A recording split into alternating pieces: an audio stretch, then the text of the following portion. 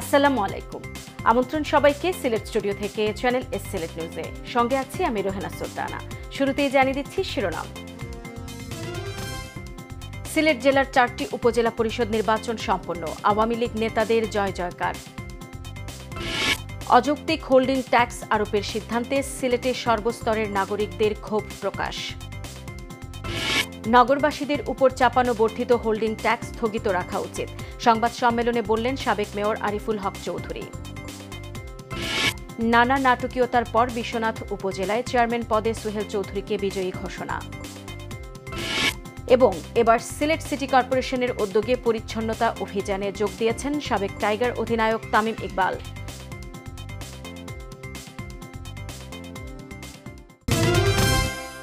শুনছিলেন শিরোনাম, এবারে বিস্তারিত। ষষ্ঠ উপজেলা পরিষদ নির্বাচনের প্রথম ধাপে সিলেট জেলার 4টি উপজেলায় ভোট গ্রহণ শেষে সিলেট সদর, দক্ষিণ সুরমা, গোলাপগঞ্জ ও বিশ্বনাথ উপজেলার ফলাফল ঘোষণা করা হয়েছে।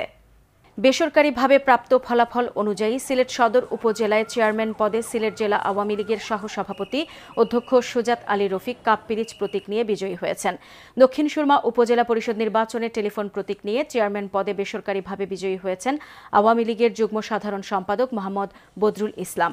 এদিকে গোলাপগঞ্জ উপজেলা পরিষদ নির্বাচনে আবারও বাজিমাত করেছেন বর্তমান চেয়ারম্যান ও সিলেট জেলা আওয়ামী লীগের সদস্য মঞ্জুর কাদির শাফি চৌধুরী এলিম। এদিকে নানা নাটকীয়তার পর বিএনপির বহিষ্কৃত নেতা সোহেল চৌধুরীকে চেয়ারম্যান পদে বিজয়ী ঘোষণা করা হয়। ভোটারদের সাথে কথা বলে জানা যায়, বিশ্বনাথের চরম প্রতিদ্বন্দ্বিতাপূর্ণ নির্বাচনে উপজেলা আওয়ামী লীগের আইন বিষয়ক সম্পাদক অ্যাডভোকেট গিয়াস উদ্দিন আহমেদ ও বহিষ্কৃত বিএনপির নেতা সোহেল আহমদ চৌধুরীর মধ্যে হাড্ডাহাড্ডির লড়াইয়ের মাধ্যমে উপজেলা নির্বাচন সম্পন্ন হয়েছে। এদিকে ভোট গণনার আগে কয়েকটি বিচ্ছিন্ন ঘটনা ছাড়া বেশ সুষ্ঠু ও শান্তিপূর্ণভাবেই সিলেটের 4টি উপজেলায় নির্বাচন সম্পন্ন হয়েছে। বিএনপি নির্বাচনে অংশ না করায় সকাল থেকে ভোটের পরিবেশ অনেকটা নিরুত্তাপ থাকলেও বিভিন্ন ভোট কেন্দ্রে আধিপত্য বিস্তারকে কেন্দ্র করে পরিবেশ কিছুটা উত্তপ্ত হতে দেখা যায়। তবে উপজেলা পরিষদ নির্বাচনে কোনো প্রকার বড় ধরনের সহিংসতার খবর পাওয়া যায়নি। উল্লেখ্য, সিলেট জেলার 4টি সহ মৌলভীবাজার, হবিগঞ্জ এবং সুনামগঞ্জের মোট 11টি উপজেলায় নির্বাচন অনুষ্ঠিত হয়েছে। বর্ধিত নতুন হোল্ডিং ট্যাক্সকে কেন্দ্র করে ক্ষোভে ফুঁসে উঠেছে সিলেটবাসী। দলমত নির্বিশেষে সিলেট নগরের সর্বস্তরের লোকজন নতুন হোল্ডিং ট্যাক্স বাতিল চান, এমনটি দাবি করেছেন সিলেটের প্রগতিশীল রাজনৈতিক দল ও সুশীল সমাজের প্রতিনিধিরা। নগরের চৌহাট্টা এলাকায় কয়েকশো মানুষের উপস্থিতিতে মানববন্ধন কর্মসূচি করে তারা এমন দাবি জানান। এর আগে পঞ্চবার্ষিক কর পুনর্মূল্যায়নের পর গত 30 এপ্রিল থেকে সিটি কর্পোরেশনের নতুন নির্ধারিত বার্ষিক গৃহকর অনুযায়ী ভবন মালিকদের গৃহকর পরিশোধের নোটিশ দেওয়া শুরু করে। এরপর নগরের প্রায় 1.25 লাখ ভবন মালিকের গৃহকর 5 থেকে 500 গুণ পর্যন্ত বাড়ানো হয়েছে বলে অভিযোগ করেন ভুক্তভোগীরা। এ নিয়ে নগর জুড়ে ক্ষোভ ও অসন্তোষ দেখা দিয়েছে। এরপর থেকে প্রতিদিন নগরের বিভিন্ন সংগঠন গৃহকর বাতিলের দাবিতে নিয়মিত আন্দোলন ও প্রতিবাদ কর্মসূচি পালন শুরু করে। নগরের চৌহাট্টা এলাকায় সিলেট কেন্দ্রীয় শহীদ মিনারের সামনে সিলেটের নাগরিকবৃন্দ ব্যানারে মানববন্ধন ও প্রতিবাদ সমাবেশ শুরু হয়। এতে সিলেটের প্রগতিশীল রাজনৈতিক দলের প্রতিনিধি, সুশীল সমাজ, বিভিন্ন শ্রেণী পেশার মানুষ থেকে শুরু করে ভুক্তভোগী কয়েকশো ভবন মালিকও উপস্থিত ছিলেন। এ সময় বক্তারা সিটি কর্পোরেশনের আরোপিত লাগামহীন, অযৌক্তিক, অন্যায্য গৃহকর বাতিলের দাবি জানান। মানববন্ধন চলাকালে প্রতিবাদী সমাবেশে সভাপতিত্ব করেন আয়োজক সংগঠনের আহ্বায়ক ও সিলেট জেলা আইনজীবী সমিতির সাবেক সভাপতি এমাদ উল্লাহ শহীদুল ইসলাম। সভা সঞ্চালনা করেন বাসদ সিলেটের সদস্য সচিব প্রণব জ্যোতি পাল। প্রতিবাদ সমাবেশে বক্তব্য দেন সিপিবি সিলেটের সাবেক সভাপতি বেদানন্দ ভট্টাচার্য, জাসদ সিলেটের সভাপতি লুকমান আহমদ, গণতন্ত্রী পার্টি সিলেটের সভাপতি মোহাম্মদ আরিফ মিয়া, বাসদ সিলেটের আহ্বায়ক আবু জাফর, ওয়ার্কার্স পার্টি সিলেটের সাধারণ সম্পাদক সিকান্দর আলী।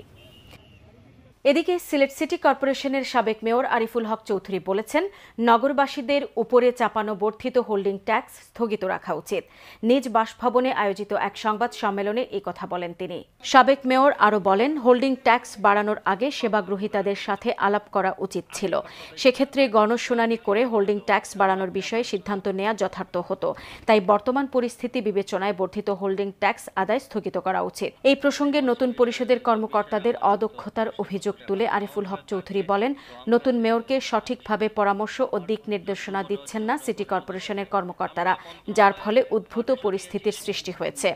বর্ধিত হোল্ডিং ট্যাক্সের বিষয়ে তার উপর আনীত অভিযোগ প্রসঙ্গে সাবেক মেয়র বলেন, সিটি কর্পোরেশনে তার মেয়াদে নতুন করে হোল্ডিং ট্যাক্স বাড়ানোর সিদ্ধান্ত নেওয়া হয়েছিল, তবে করোনা পরিস্থিতি, দ্রব্যমূল্যের ঊর্ধ্বগতি বিবেচনা করে সেটা আর বাস্তবায়ন করা হয়নি, স্থগিত করা হয়েছিল। তাই তার উপর আনীত অভিযোগকে একটি ভুল বোঝাবুঝি উল্লেখ করে আরিফুল হক নতুন পরিষদকে নাগরিক সমাজের প্রতিনিধিদের সাথে বসে হোল্ডিং ট্যাক্স সহনীয় পর্যায়ে নিয়ে আসার আহ্বান জানান। নগরীর উন্নয়নের জন্য হোল্ডিং ট্যাক্স আদায় একটি গুরুত্বপূর্ণ বিষয় বলেও জানান আরিফুল হক চৌধুরী। বিসমিল্লাহ ইউকে চ্যারিটি সংগঠনের উদ্যোগে সুবিধা বঞ্চিত অসচ্ছল প্রায় ৩০০ চক্ষু রোগীদের মাঝে ফ্রি চিকিৎসা সেবা প্রদান করা হয়েছে। বিস্তারিত দেখুন আমাদের মৌলভীবাজারের হেড অফ নিউজ খালেদ চৌধুরীর প্রতিবেদনে। ক্যামেরায় ছিলেন SM ফজলু। বিসমিল্লাহ ইউকে চ্যারিটি সংগঠনের উদ্যোগে এবং মৌলভীবাজার বিএনএসবি চক্ষু হাসপাতাল ও দি ফ্রেন্ড হলোজ ফাউন্ডেশন অস্ট্রেলিয়ার সহযোগিতায় মৌলভীবাজার সদর উপজেলার 10 নম্বর নাজিরাবাদ ইউনিয়নের দশকানিয়া বাগান বাড়িতে প্রায় 300 চক্ষু রোগীদের মাঝে ফ্রি চিকিৎসা সেবা প্রদান করা হয়েছে। এতে সংগঠনের সভাপতি ফয়সাল আহমদ আকন্দের সভাপতিত্বে ও সাধারণ সম্পাদক রিপন আহমদের সঞ্চালনায় প্রধান অতিথি হিসেবে উপস্থিত থেকে দিনব্যাপী এই ফ্রি চক্ষু ক্যাম্পের আনুষ্ঠানিকতার শুভ উদ্বোধন করেন মৌলভীবাজার সরকারি কলেজের অধ্যক্ষ প্রফেসর দেবাশিস দেবনাথ। অনুষ্ঠানে এছাড়াও বিশেষ অতিথি হিসেবে উপস্থিত ছিলেন মৌলভীবাজার বিএনএসবি চক্ষু হাসপাতালের সহসভাপতি ও বাসস মৌলভীবাজার জেলা প্রতিনিধি ডক্টর সাদিক আহমদ, দৈনিক ইত্তেফাক পত্রিকার জেলা প্রতিনিধি নজরুল ইসলাম মুহিব, মৌলানা আজাদুর রহমান আজাদ, বিএনএসবি চক্ষু হাসপাতালের পাবলিক রিলেশনস অফিসার দেওয়ান রুহুল আমিন চৌধুরী, বিশিষ্ট মুরব্বী আব্দুল করিম সহ আরও অনেকে। সভায় বক্তারা সকলেই এই উদ্যোগের জন্য বিসমিল্লাহ ইউকে চ্যারিটি সংগঠনের প্রতি কৃতজ্ঞতা প্রকাশ করে বক্তব্য রাখেন। এই সংগঠনের সাথে যারা জড়িত রয়েছেন তাদের সকলকে আমার পক্ষ থেকে কৃতজ্ঞতা প্রকাশ করছি। আমি মনে করি যে ফসল এখন তো যে কাজটা করে সেই তার মতো আরো 10টা লোক যদি এগিয়ে আসতো তাহলে আমাদের আর্থসামাজিক অবস্থার উন্নতি হতো। আমরা প্রত্যন্ত অঞ্চলে চুক্তি করে থাকি এই দরিদ্র মানুষগুলোর জন্য। আমি ধন্যবাদ জানাচ্ছি ইউকে ট্রাস্ট অথরিটিকে যারা এটা আয়োজন করেছেন। প্রধান অতিথির বক্তব্যে অধ্যক্ষ প্রফেসর দেবাশিস দেবনাথ সংগঠনের এমন মহতী উদ্যোগের প্রতি গভীর প্রশংসা ব্যক্ত করেন।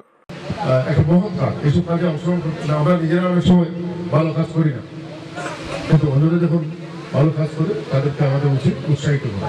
সংগঠনের সভাপতি ফয়সাল আহমদ আকন একান্ত এক সাক্ষাৎকারে জানান, আমাদের বিসমিল্লাহ ইউকে সংগঠন সবসময় বাংলাদেশে প্রত্যেকবারের মতন একটা প্রোগ্রাম করিয়া আসিতেছে। প্রত্যেক বছরই আমাদের এইভাবে আমরা সংগঠনের মাধ্যমে মানুষের সহযোগিতা করিয়া যাব।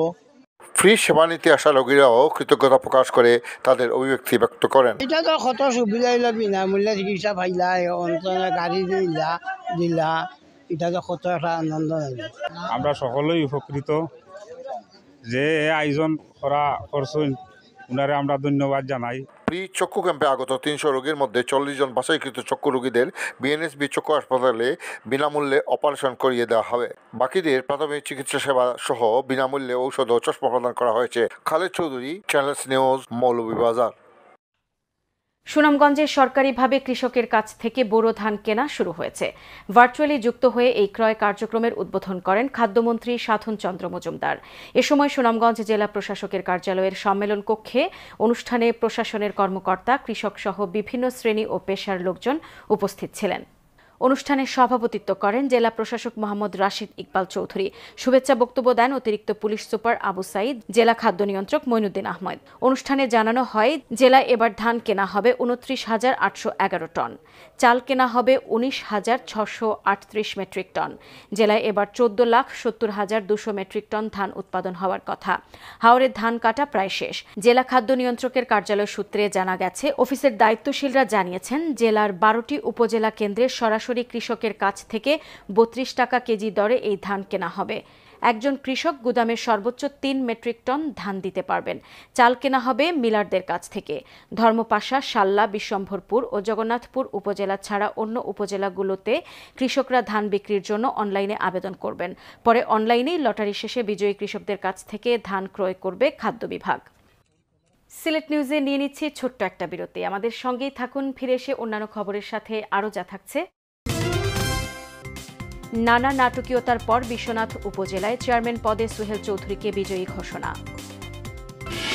এবং এবার সিলেট সিটি কর্পোরেশনের উদ্যোগে পরিচ্ছন্নতা অভিযানে যোগ দিয়েছেন সাবেক টাইগার অধিনায়ক তামিম ইকবাল।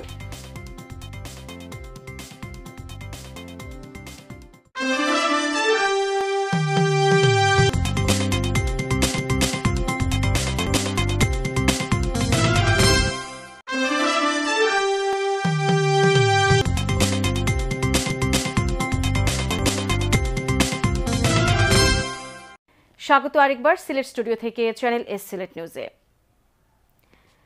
পরিচ্ছন্নতা কাজে নগরবাসীকে উদ্বুদ্ধ করতে মেয়র আনোয়ারুজ্জামান চৌধুরীর সারথি হয়ে সিলেট সিটি কর্পোরেশনের রাস্তা পরিচ্ছন্নতা কার্যক্রমে অংশ নিয়েছেন বাংলাদেশ জাতীয় ক্রিকেট দলের সাবেক অধিনায়ক তামিম ইকবাল।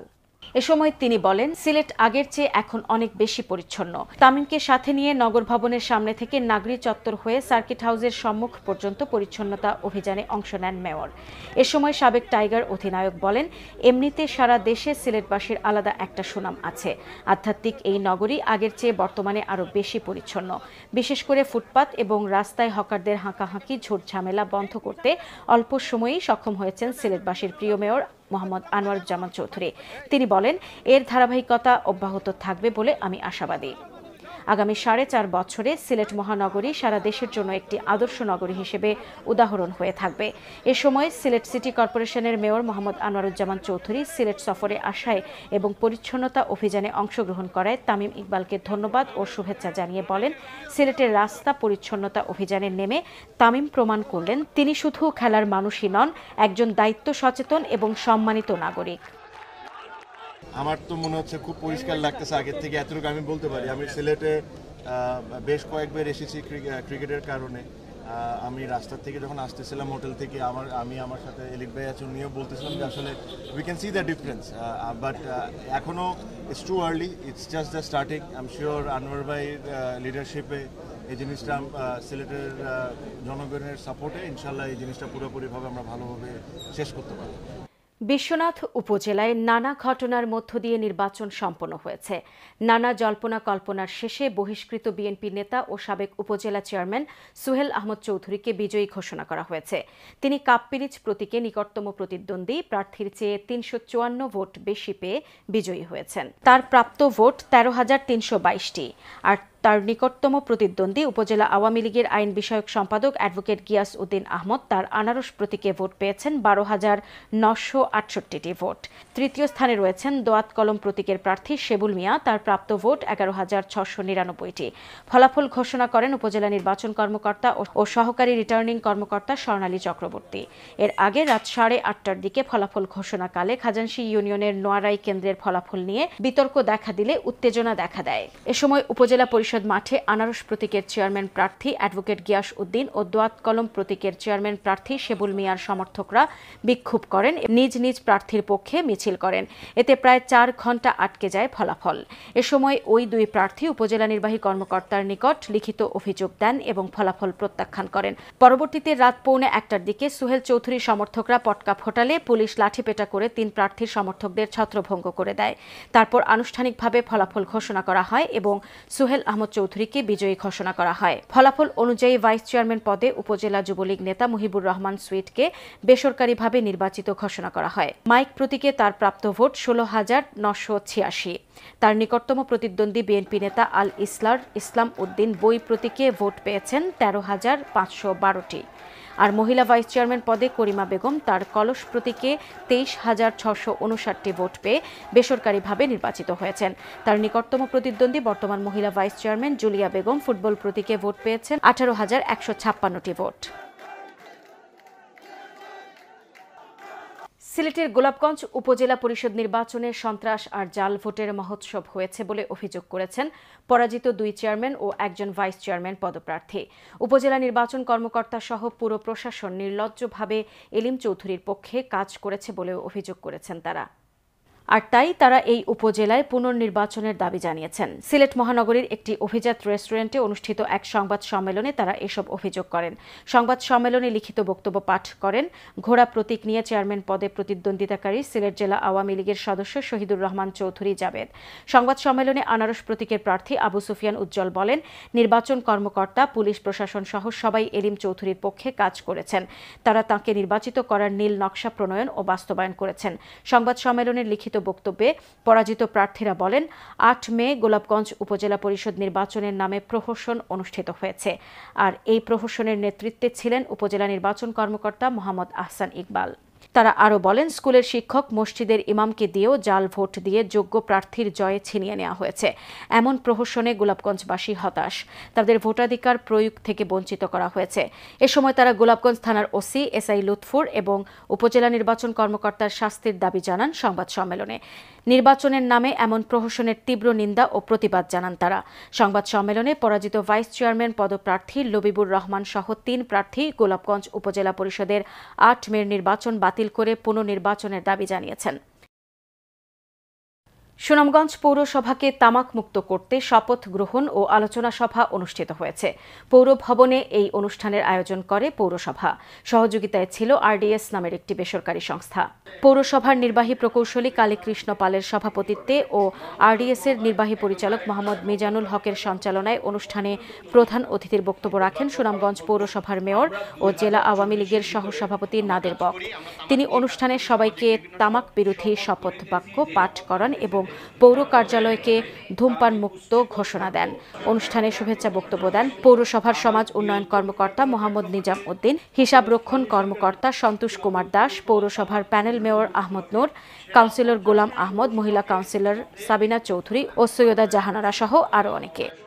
সিলেট নিউজ আজ এই পর্যন্তই। সিলেট বিভাগের প্রত্যন্ত অঞ্চলের খবর জানতে চোখ রাখুন চ্যানেল এস এর পর্দায়।